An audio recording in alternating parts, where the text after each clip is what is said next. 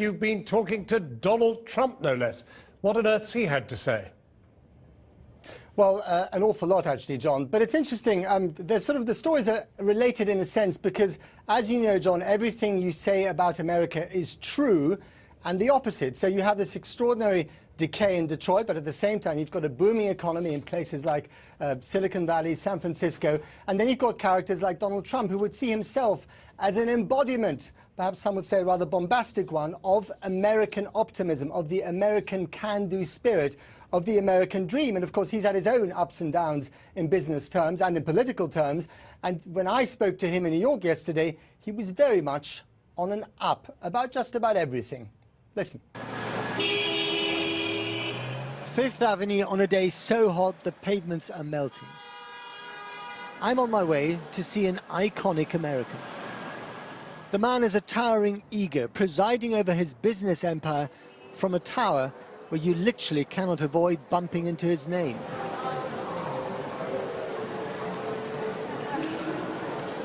At the bookstore, they only sell one author. Amongst the many tomes, this is my personal favorite. My treat today, I get to spend quality time with the man behind the brand and below the hair. I read somewhere that you don't like shaking people's hands because you're afraid of germs. Well, not afraid of germs, Matt. I don't think it's a great custom.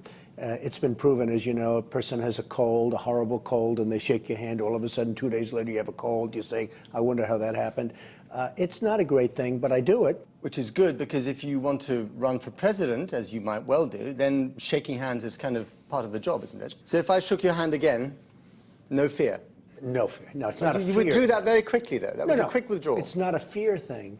But as you know, science has proven me right. Correct me if I'm wrong. You were flirting with the presidential campaign in the year 2000, and then again in 2011. Why did you bottle out? Well, not so much in 2000. I did look at it recently, prior to the last election. I had tremendous poll numbers and still have tremendous poll numbers. I thought that maybe Mitt Romney would win. He didn't do so well. He didn't resonate. He's a nice man, a fine man, but he didn't resonate.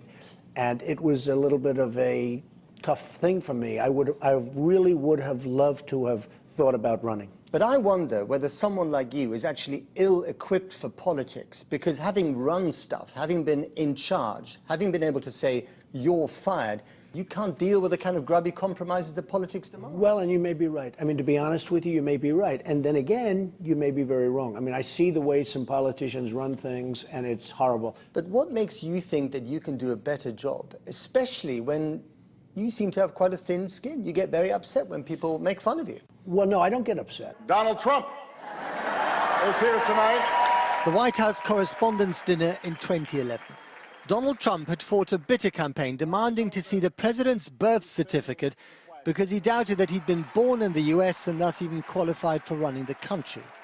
That night, the president got his own back. No one is prouder to put this birth certificate matter to rest than the Donald. And that's because he can finally get back to focusing on the issues that matter. Like, did we fake the moon landing? I was at the White House Correspondents' Dinner in 2011 when you were the butt of President Obama's jokes, and it was very funny, but you weren't laughing. You were sitting there scowling. You couldn't take the joke. Okay, no, you're wrong about that. I loved it. I absolutely didn't look like it. You're wrong. I was watching you. Excuse me, I had 5,000. Well, I didn't know how to act. Do I smile? Do I laugh? What am I supposed to do? I had every camera in the world on me at the time. And I said to my wife, I tapped her on the knee and I said, do you believe it? This entire speech is about me. I can't believe it. I loved it. Free publicity. I loved it. I actually loved it. So you're an egomaniac. Perhaps that's a bigger problem. Okay, that could be a problem. Okay. Now, you love calling a spade. And I just want to run a couple of quotes, your quotes past you, and what you think of them now. So about Edward Snowden, the man who's currently residing in Moscow airport, I think you tweeted last week, he is a traitor. Absolutely. And then you added, and there is still such a thing as an execution. Well, what you Are you calling for his execution? No. What you have in the old days, when the United States was a strong country, which it isn't right now, but if a person was a traitor, and if you could prove that person was a traitor, that person would be given the death penalty. You understand? Are you saying that he should be given the death penalty? Well, as far as I'm concerned, he's a traitor. Now, So, but are you saying the you should bring mores the of death our penalty? country have changed, and our country is not a strong country like it was. And we deal with traitors a lot differently. Now we deal with traitors where sometimes a traitor becomes a hero. I say he's a traitor. He's made our life extremely difficult in terms of our relationships with other countries. And I would say you deal with him very harshly, absolutely. Okay, if he gets asylum in Vladimir Putin's Russia, Right. and if you were President Trump, what would you do about it? I wouldn't tell you that because I wouldn't want to play my cards in front of you, because right now I'm not. And I wouldn't want to play my cards in front of you. Now, I do have something. I own the Miss Universe, Miss USA, Miss Universe contest, and it's a big pageant. It's the largest pageant in the world. You would exclude that Russia is from the pageant. interestingly, that's going to Moscow on November 9th. Right. Okay, so would And you you have a boycott it? wonderful representative from Great Britain. And I also tweeted that I wonder whether or not Snowden will be there. So this isn't You know that was a joke. Yeah, exactly. So this isn't gunship diplomacy. This is kind of Look, Miss World I diplomacy think that you're if advocating. we had the proper leadership. Bikini diplomacy. If we had the proper leadership, Russia would immediately hand Snowden back to us. So you think that if you were president and you banged the table or snapped your fingers and said, Vladimir Putin, hand that Edward Snowden back to me, he would just do that? I think I would get him back very quickly, yes. I think that Putin would give him back, yes. Seriously? Yeah. I think if I wanted him back, he would come back, he would be back, and I believe that Putin would give him back. Let's talk about China briefly. China is one of your bugbears. The China-US relationship is perhaps the most important, if somewhat vexed, bilateral relationship between two countries in the world. You said that global warming was made up by the Chinese, for the Chinese, in order to make US manufacturing less competitive. That was said. That's bonkers, isn't it? That was said sarcastically. It was said as a joke to create a point. So when you said in 2010 that you welcomed a trade war with China, was that a joke as well? No, that's not a joke. No, and welcome. That's a tragedy, Welcome is a potentially. very strong. No, I don't think it's a tragedy. China has been eating our lunch. China has taken the United States for a ride like nobody other than perhaps OPEC has But done. Donald, they're not just eating your lunch, they're paying for your lunch. No, they are they're- your banker, and you don't pick a fight with your banker. You don't understand economics. China is taking advantage of this country like nobody has ever taken advantage of the United States. And you look at what's going on in this country, we are not making our product now. China and other countries are making our product. But, I mean, we live off Chinese manufacturing, whether we like it or not. That's because when you say we, you are stupid. You're stupid. You called me a bad economist, I'm stupid. Well, but you're what not else a are you good, going to look, do? you're Come not on, a good I've been very civil to you, You're not a Donald. good economist. No, you haven't. You're not a good economist at all. You don't understand business, and you don't understand what I'm saying with China. You think it's a joke. I'm fired, it's not right? a joke. So I'm fired. You're not fired. You're not fired. What keeps you up at night? I sleep well. I mean, I sleep really well. Hair? It's fine, it's solved. Hey, Looks it's good. mine. Okay, so I've got a bald patch developing you at look the back fine. here. You look fine. You know, Oh, it's no, I want to interesting. talk about my bald patch here just for a second. I've got this bald patch here. Can you see A it? little bit, yeah, Okay, not what do I bad. do about it? I would just leave it. I think it's Are you fine. sure? I think I'm gonna I have look like a monk. I have a little bit back No, there, too. your hair's never looked better. So why not grasp the nettle, Donald Trump, and announce in this interview that you will run for the White House in 2016? Well, that would make a lot of people happy, I can tell you, and probably some people not so happy. Donald Trump, may I? Yes, you may. Thank you very much. You take care of yourself. So President Trump sounds far-fetched, but there's one rule I've learned covering America. Never say never. Ever.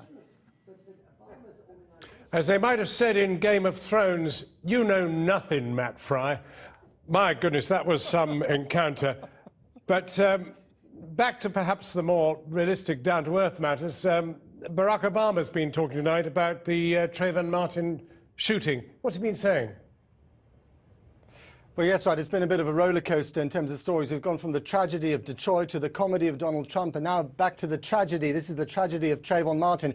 And it was significant that President Obama, who's been under pressure all week to say something since the acquittal of George Zimmerman in this case, finally said it today by bursting into the press room of the White House, completely out of the blue, no announcement made, and then gave a rather thoughtful assessment of what he thought this verdict meant for the black community, for people like him and his family in this country.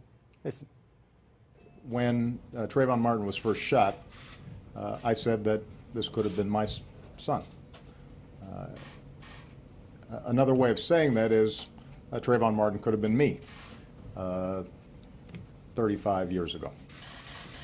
And when you think about why, in the African American community at least, there's a lot of pain around what happened here, I think it's important to recognize that the African American community is looking at this issue through a set of experiences and a history that that doesn't go away. A history that doesn't go away. These are very poignant words, and it should be said that he didn't get involved in the legal matters of this case, but he did get involved in the broader debate, and he had to get involved because his own base in his own party, African Americans and liberals, have been saying to him, say something for goodness sake, stop your silence, this stuff matters. And one final note, John, that kind of wraps it all up a little bit.